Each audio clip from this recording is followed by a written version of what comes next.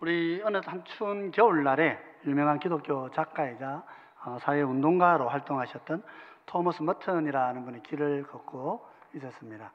이분을 모르는 분은 모르겠습니다만은 이분이 우리 기독교계에서는 그래도 영성 작가로 아주 뛰어난 훌륭한 분으로 알려져 있습니다.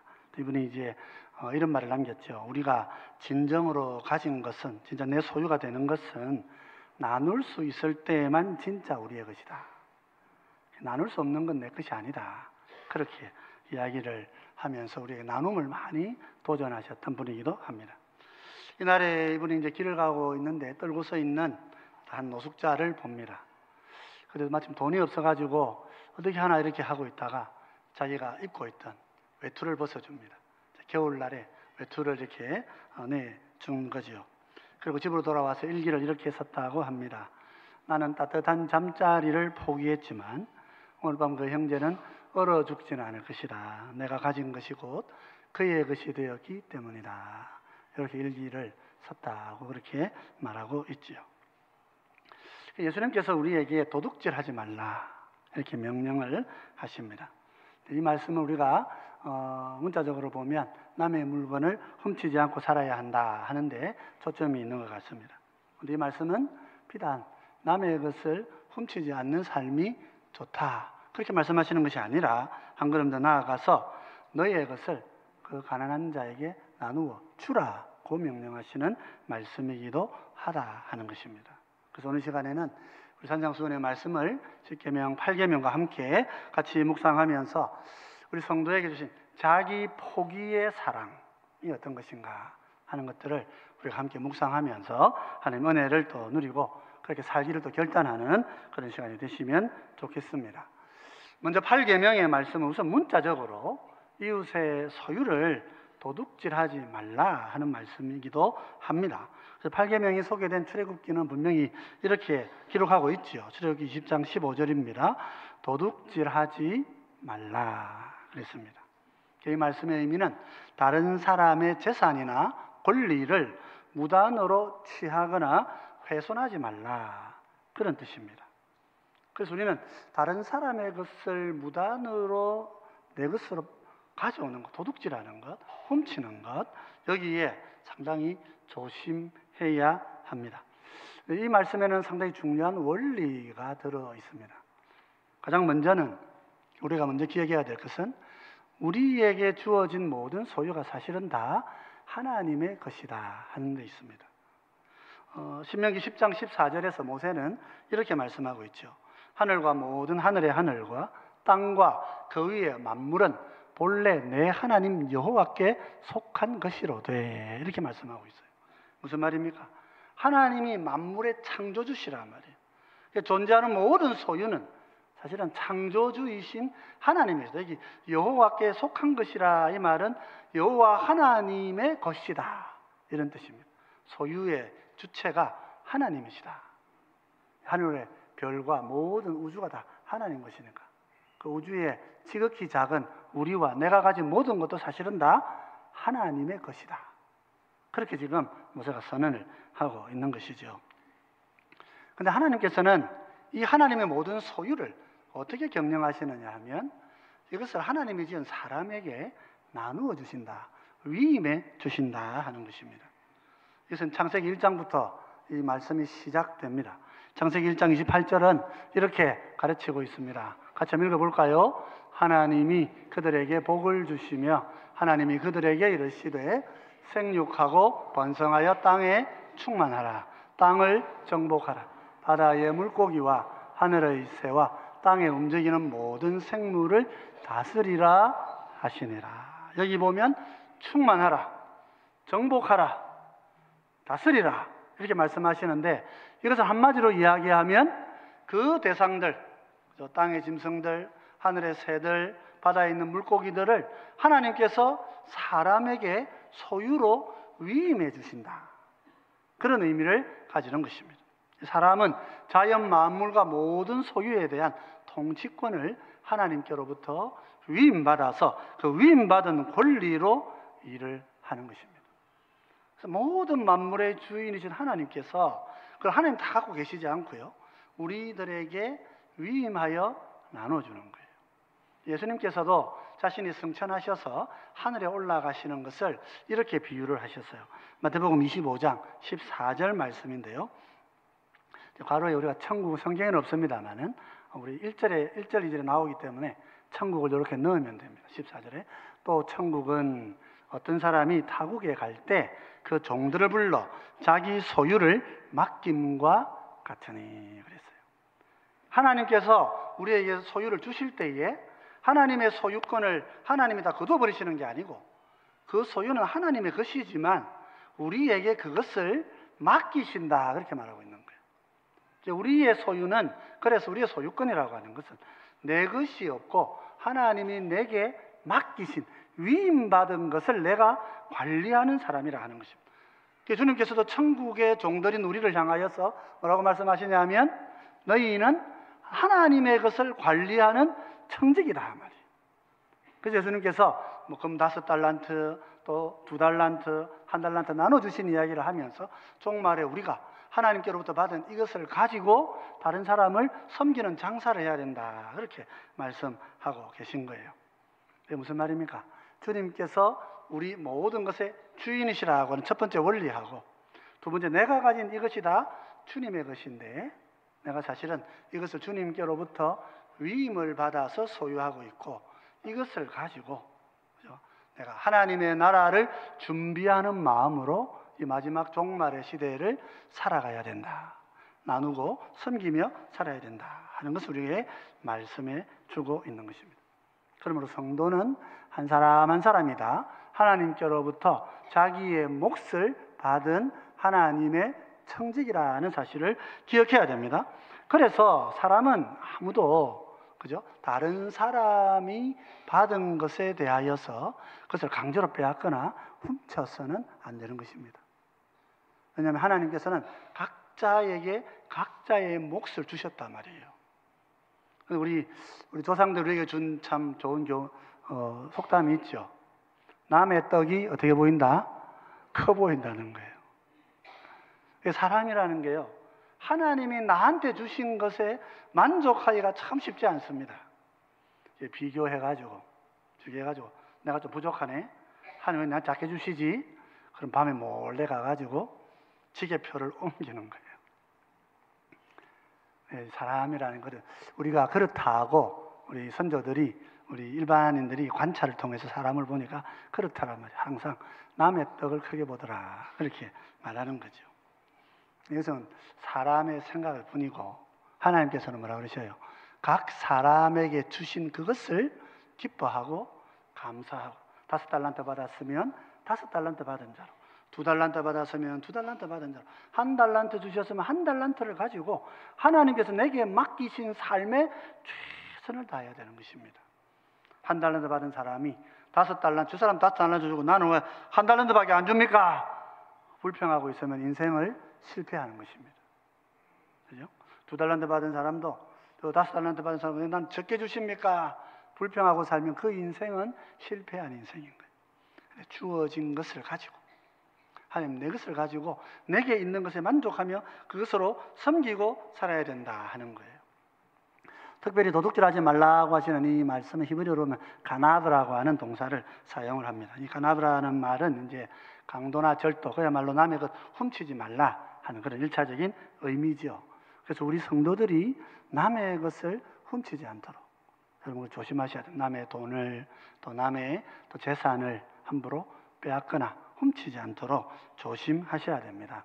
근데 이제 그 가나브라는 말은 절도, 강도뿐만 아니라 이 다른 사람의 것을 내가 부당하게 빼앗아 오는 모든 행위를 말하는 것입니다. 그래서 좀 의미가 문자적으로 좀 더 확장이 됩니다. 도둑질, 강도질 이렇게만 말하지 않고 부당하게 내가 남의 것들을 가로채는 모든 행위들을 가나브라는 하지 말라 그러는 거예요. 그래서 우리는 기본적으로 두 가지 생각을 꼭 가져야 됩니다. 내게 주신 것은 하나님의 것이다. 그러니까 다른 모든 세상에 존재하는 모든 소유는 다 기본적으로 하나님의 것이다. 하나님께서는 나에게도 그 중에 일부를 주시고 다른 사람에게도 그 중에 일부를 주신다. 우리 각자는 다 하나님께로부터 위임받은 소유를 가지고 살아간다. 그러므로 나는 내게 주신 것을 감사하게 여기고 다른 사람의 것을 내가 훔치거나 가져오지 않도록 항상 경계하며 살아야 한다 하는 이런 마음에 잘 간직하시기 바랍니다. 우리 사람은 약해서 쉽게 욕심에 빠지고 불평에 빠지기가 쉽습니다. 하나님 앞에서 하나님께 내가 불평하기가 쉬워지는 거예요. 그래서 내 마음으로 하나님 나에게 주신 거 감사할 줄 알고 그것들로 섬기는 삶을 사는데 힘써야 하는 것입니다. 그래서 8계명은 오히려 나누어 주는 삶을 사는데 집중해야 된다 하는 가르침으로 우리 신앙의 선배들은 이해하는 것입니다. 도둑질하지 말라는 말씀을 그냥 단순하게 남의 거 안 훔칩니다 이렇게 살아가서는 안 됩니다. 오히려 하나님 내게 주신 것들을 가지고 다른 사람들을 적극적으로 섬기며 살겠습니다. 이렇게 내가 마음을 자세를 가지고 살아가야 한다 하는 것이죠. 그래야 8계명을 이룰 수가 있는 것입니다. 우리 대교리문답 141문에 이렇게 묻고 답을 합니다. 여러분 답을 한번 읽어주십시오. 제8계명에서 요구하는 의무는 무엇입니까? 제8계명에서 요구하는 의무는 사람과 사람 사이의 계약과 거래에 있어서의 진실과 신실함과 공정함입니다. 모든 이에게 각자의 몫을 주며 정당한 소유주로부터 불법으로 압류한 재물을 반환하는 것입니다. 우리의 능력과 다른 사람들의 필요에 따라 아낌없이 내어주며 빌려주는 것입니다. 이 세상 재물에 대한 우리의 가치 판단, 소원과 애착을 절제하며 우리 본성의 유지에 필요하고 편리하며 우리의 상태에 것들을 획득하고 보존하며 사용하고 처리하는 것에 대해 신중하게 생각하고 연구하는 것입니다. 정당한 직업과 그것에 근면하며 검소하고 불필요한 법정 소송과 보증, 그 외에 채무 같은 것을 피함입니다. 우리 자신뿐 아니라 다른 사람들의 부와 재산을 획득하고 보존하며 증진시키기 위해 모든 정당하고 합법적인 수단들을 동원하여 노력하는 것입니다. 우리가 남의 거 안 훔친다고 8계명을 지킨 게 아니란 말이에요. 그죠? 8계명은 오히려 적극적으로 이렇게 섬겨야 되는 거예요. 특별히 정직하고 여러분 부지런하셔야 됩니다. 그래야 땀 흘리고 소득을 얻게 되니까. 그걸 가지고 다른 사람을 돕는 거죠. 그러니까 8계명은 남의 거 안 훔친다 이런 정도가 아니고 내가 정당하게 노동하고 또 거기에 부지런하게 살아가고 또 지혜롭게 재산을 관리해서 그것을 가지고 다른 사람을 돕는 거예요. 섬기도록 하는 거예요. 둘째는 나의 이익만이 아니고 다른 이웃의 이익을 위해서 내가 사는 거예요. 이웃의 재산을 내가 보호해주고 오히려 나만 수익을 올리는 게 아니고 이웃도 함께 재산이 증진되도록 그걸 돕는 삶을 살아야 되는 거예요. 나는 잘 살고 남은 망해버리면 정당한 부의 창출이 아니란 말이죠. 다른 사람도 함께 잘 살도록 돕는 것이 도둑질 안 하는 삶이다 말이에요. 셋째로 보면 타인에 대해서 어떻게 합니까? 공정하고 자비한 마음으로 살아야 합니다. 우리가 공정하고 신뢰를 꼭 지켜야 됩니다. 돈을 빌리면 정한 때에 꼭 갚으셔야 되는 거예요. 제가 참고로 말씀드리자면 교인들 간에는 각종 돈 거래를 안 하시는 것이 좋습니다.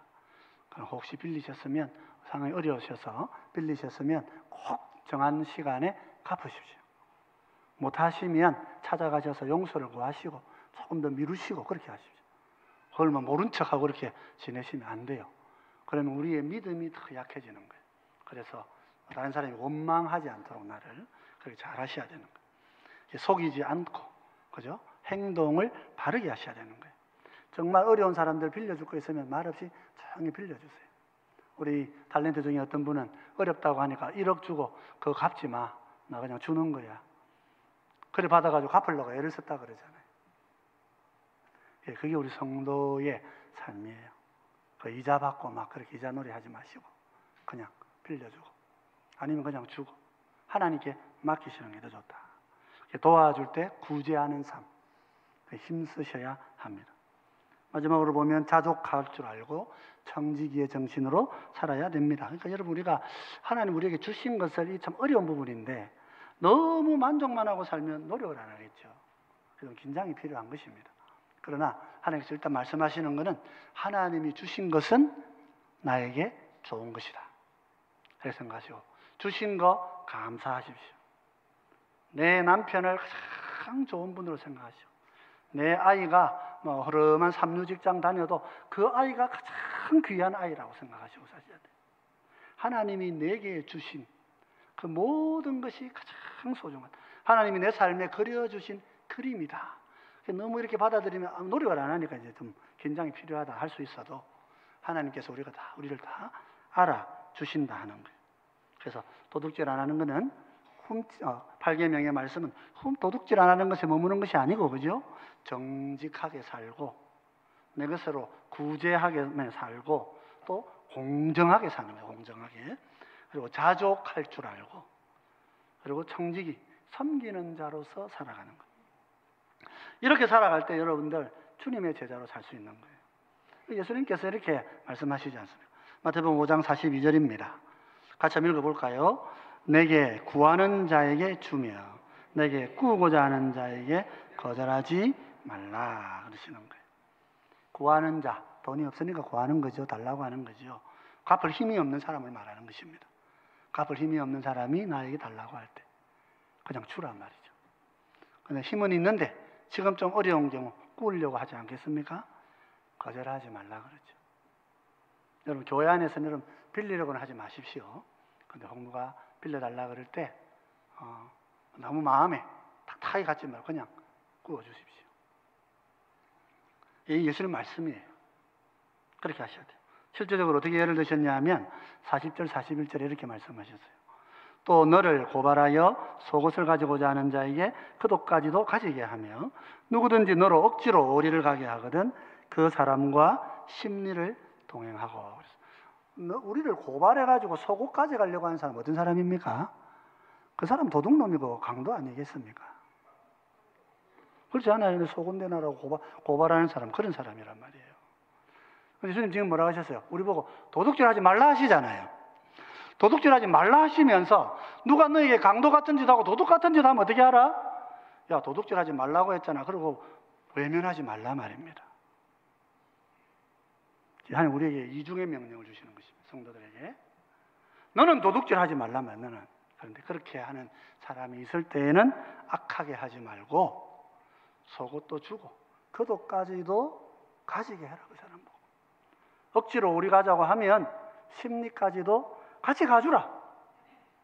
주님께서 우리에게 말씀하시는 거예요. 왜 그렇습니까? 왜 그렇게 해야 됩니까? 내 소유가 내 게 아니란 말이에요. 그죠? 내 소유가 누구 거라고요? 하나님의 것이라 말입니다. 그렇기 때문에 나는 남의 것을 도둑질하지 않고 살아야 하지만 누가 나한테 그렇게 찾아올 때에는 너그러운 마음으로 나누어 주고 그냥 내 것도 내줄 줄 알아야 된다. 주님 그걸 원하시는 거예요.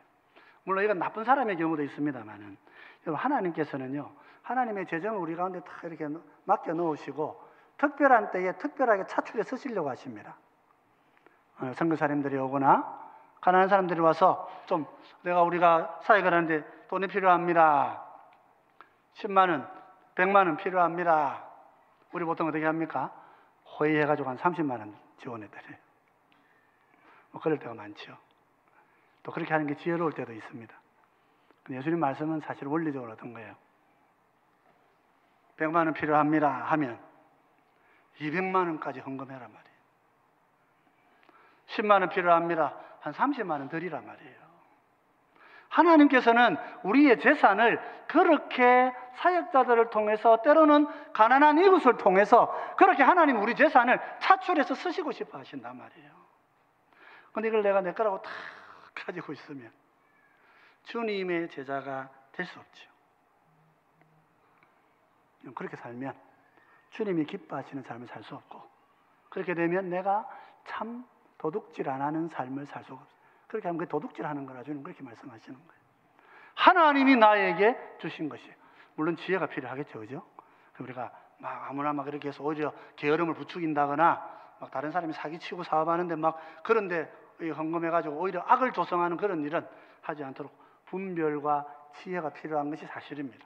그러나 원리적으로 주님께서 우리에게 말씀하실 때 우리의 모든 소유는 다 하나님의 것이다 이거예요.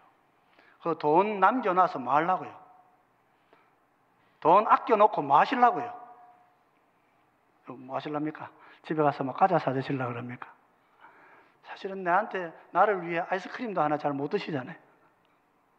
그것만 많이 갖고 있다고 좋은 게 아니란 말이에요. 하나님께서 주시는 것을 사용할 줄 알아야 된다 말이죠. 그래서 여러분 너무 아까워하지 마시고 때로는 좀 무겁더라도 그죠? 선교사님 하셔서 이런 사역이 필요합니다. 물론 이제 우리가 여러분 이렇게 선교사님 도울 때는 저랑 의논을 하셔야 됩니다. 개인적으로 막 이렇게 그렇게 하시지 말고 항상 저랑 의논을 하시고, 왜냐하면 교회가 질서 있게 사역을 해야 되기 때문에. 그래서 그런 것은 필요합니다만은 그래도 마음은 여러분 그렇게 가지셔야 돼요. 아, 이렇게 내가 이 사역을 선교사 누가 도움이 필요합니다. 10만 원 필요합니다. 마음은 넉넉하게 5만 원만 드리고 딴 사람 하게 저러지 말고 30만 원 넉넉하게 드리세요. 그것이 하나님께서 우리의 재물을 사용하시는 방법이다. 그렇게 하시고 순종하시면 참 제자가 되시는 줄 믿습니다. 그렇게 여러분 사시기를 바랍니다. 우리 1부도 그렇고 2부도 그렇고 아멘 소리가 오늘 아주 적었습니다. 그만큼 부담되신다 그 말이죠. 근데 여러분 이럴 때 아멘 크게 하셔야 돼요. 그렇게 하시기 바랍니다. 예, 크게 하십시오. 그러면 하나님께서 물질의 복을 우리 가운데 부어 주시는 것입니다. 그래서 우리 8계명은 또한 한 가지 더 말씀합니다. 자기 탐욕과 싸우라 그렇게 말씀하시죠. 우리 신앙의 선배들이 이 탐욕의 문제를 엄청나게 진지하게 다뤘어요. 그래서 대결의문답 142문을 보면 이렇게 얘기합니다. 쭉 한번 읽어보시고요. 같이 제가 문을 읽으면 답을 한번 읽어보십시오. 제8계명에서 금지하는 죄는 무엇입니까? 제8계명에서 금지하는 죄는 요구된 의무를 소홀히 하는 것 외에 도둑질, 강도, 사람 납치, 작물 취득, 사기 거래, 저울과 치수를 속이는 것, 지게표를 옮기는 것, 사람들 사이에 맺어진 계약이나 신탁에 있어서의 부정과 불성실함입니다. 억압, 강탈, 고리대금, 뇌물, 쓸데없는 소송, 부당하게 공유지를 사유하는 것과 사람들을 추방하는 것입니다.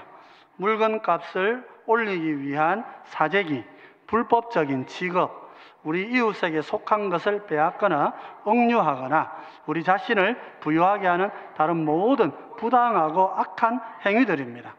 탐욕, 세상 재물을 과도하게 소중히 여기며 애착하고 그것들을 획득하고 보존하며 사용하는 데 신뢰할 수 없고 노심초사하는 것이며 다른 사람들의 번영을 시기하는 것입니다.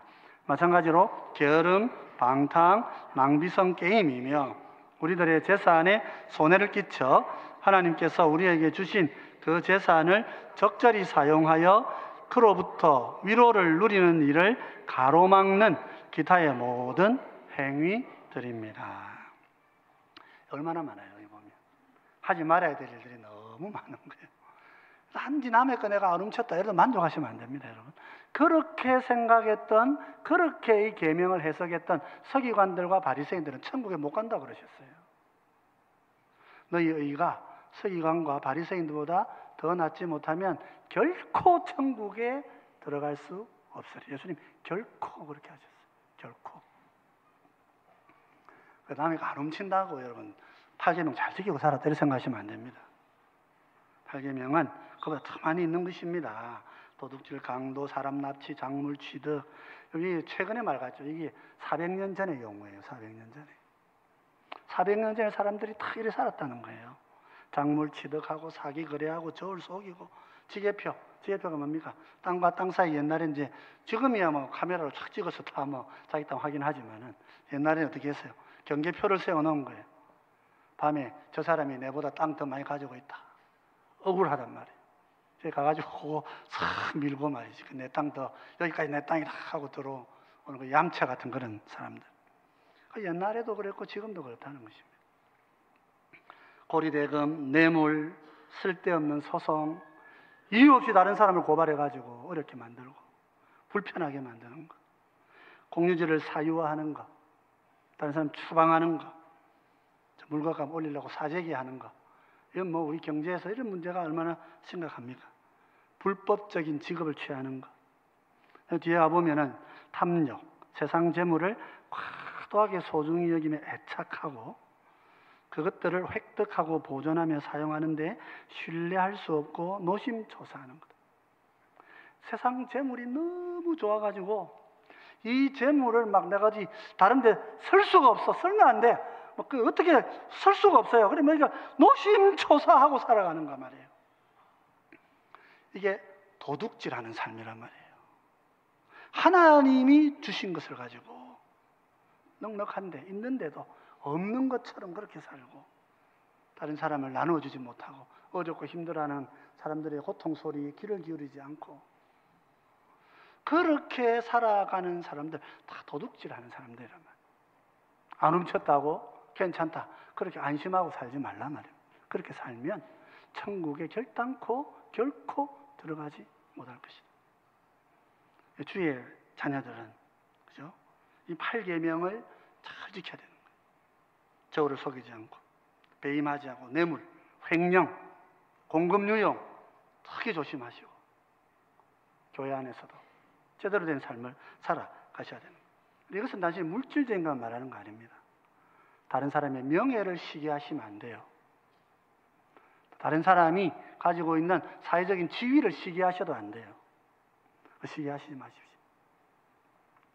보면 괜히 잘 되시는 분 험담하고 다니고 다른 사람이 건강한 이런 명예를 가로채려고 하는 것.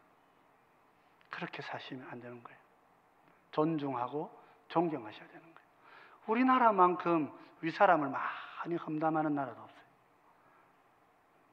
스트레스 풀라고 제일 좋은 방법은 막 뒤에 가서 목사님 욕하는 거다 막 이래 하는 분도 있어요.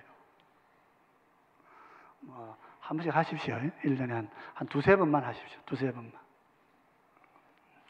그렇게 사시면 사실은 좋은 것이 못 된단 말이죠. 예수님께서 우리에게 어떻게 말씀하십니까? 마태복음 5장 38절 39절은 이렇게 말씀하신 거예요. 우리 같이 한번 읽어보십시다. 또 눈은 눈으로 이는 이로 갚으라 하였다는 것을 너희가 들었으나 나는 너희에게 이르노니 악한 자를 대적하지 말라. 누구든지 내 오른편 뺨을 치거든 왼편도 돌려대며 그런단 말이에요. 자, 눈은 눈으로 이는 이로 정말 무서운 거예요. 내가 눈의 피해를 받았으면 눈만큼 보복을 해라. 이런 보복법이라고 우리가 알고 있습니다. 근데 그런 뜻이 아니고 이건 뭐냐면 내가 다른 사람에게 피해를 입었어요. 눈을 다쳤어요. 제가 연전에 그 뒤에서 교통사고를 당했는데 그 동네 주먹 쓰시는 분이 이제 뒤를 박은 거예요. 그래서 차에서 내리는데 막 문신하고 이래가 막 한 사람 내리시는 거예요. 겁이 나가지고 말도 못하고 있는데 이 아저씨가 저보고 뭐라 그러냐면은 아이고 사장님 막 그냥 길거리 덜 누우세요. 그냥 막 덜 누워버리시면은 보험회사가 다 해결해 줍니다. 저 같으면 덜 누웠을 거니까 막 제가 보험회사 다 처리해 줄 테니까 지금 바로 누우세요. 누우시면 제가 그냥 다 처리해 줄게요. 우리 사회가 어떤 사회냐 하면은 그죠? 눈을 조금 다쳤는데 이빨까지 고쳐달라는 그런 사회인 거예요. 그 예수님께서 우리에게 뭘 말씀하셔요? 하나님께서 눈은 눈으로 이는 이로 이렇게 말씀하셨을 때는 복수법이라고만 보지 말고 보호법이라고 보셔야 됩니다. 그죠? 눈을 내가 실수로 다치게 했으면 눈 다친 만큼만 보상받으란 말이에요. 왜 눈 다쳐놓고 말이지 옛날에 허리 아픔까지 내놔라 하냐 말이죠. 그런 것은 악한 것이라고 주신 법이에요. 이게 정당한 하나님의 원리의 원칙의 법이란 말이에요. 그런데 예수님 뭐라 그러셔요? 그렇게 하지 마라. 악한 자를 대적하지 마라. 하지 말고 오른뺨을 맞았으면 어떻게 해요? 기본적으로는 내가 오른뺨을 맞았으니까 맞은 만큼은 때려줘야 되잖아요. 돌려줘야 되잖아요. 근데 그건 돌려주지 말고 어떻게 하란 말이에요? 왼쪽 뺨을 돌려대라 말이에요. 너희의 권리를 포기해라 이 말이에요. 포기해라. 네가 요구할 수 있고 네가 주장할 수 있는 정당한 권리, 율법에 적혀있고 법에 명시되어 있지만 네가 요구할 수 있는 정당한 권리를 내려놓아야 된다. 물론 모든 일에는 지혜가 필요합니다. 하나님 예수님께서 이럴 때도 지혜를 무작정 버리시고 아무렇게나 다 그렇게 하라 그런 뜻으로 말씀하신 거라고 보기는 어려워요. 그러나 우리 성도의 기본적인 자세가 필요합니다. 악한 자들이 악을 도모할 때에 오른뺨 때리는데 왼쪽만 대고 있으면 안 되죠. 그걸 막아나서야 되는 다른 삶이 있습니다만은 기본적으로 악한 자를 대적하지 말고 오른뺨을 치면 왼편도 돌려대라.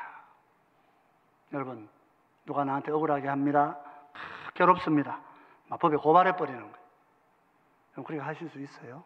그렇게 하셔도 세상이 욕하지 않을 것입니다. 근데 그러면 그는 세상 사람이 되는 것입니다. 예수님 어떻게 말씀하셔요? 오른뺨을 대면 왼뺨을 돌려대라.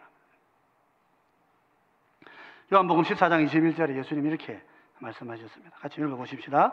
나의 계명을 지키는 자라야 나를 사랑하는 자니 나를 사랑하는 자는 내 아버지께 사랑을 받을 것이요 나도 그를 사랑하여 그에게 나를 나타내리라. 우리가 왜 주님이 우리의 기도 가운데 말씀 가운데 왜 우리에게 나타나셔서 말씀하지 않으시는 것 같으냐면 우리가 주님의 계명을 그냥 헌시짝처럼 버리기 때문에 그런 것입니다. 주님의 말씀을 가까이 하고 그 말씀을 포기하지 않고 끝까지 인내하면서 오른쪽 뺨 때리는 사람한테 그 사람한테 왼쪽 들어들려면 우리가 얼마나 기도하고 하나님께 얼마나 울어야 되고 얼마나 외치고 하나님께 막 싸워야 되겠어요. 근데 하나님 그렇게 하는 그 사람 제대로 삼아주시고 천국을 보여주시겠다. 주님이 그렇게 약속하고 계신 것입니다. 그러므로 여러분 도둑질하지 말라 하시는 말씀은 남의 거 안 훔치는 데 끝나는 것이 아니란 말이에요. 내 것을 나누어 줄 뿐만 아니라 내 권리까지도 내려놓고 내가 주님의 마음으로 사랑을 행하고 사는 것이라 말입니다. 그럼 성도 여러분, 우리는 어떻습니까? 여러분, 도둑질하지 않고 살아가십니까? 남의 거 안 훔치고 그렇게 지내시는 거 잘 하시는 것입니다. 하나님 기뻐하실 거예요. 근데 그 정도에 다 이루었다 이렇게 생각하시면 안 됩니다. 다시 한번 말씀드리지만 서기관과 바리새인들은 그 정도면 된다고 가르친 사람들이에요. 예수님 뭐라고 말씀하셔요?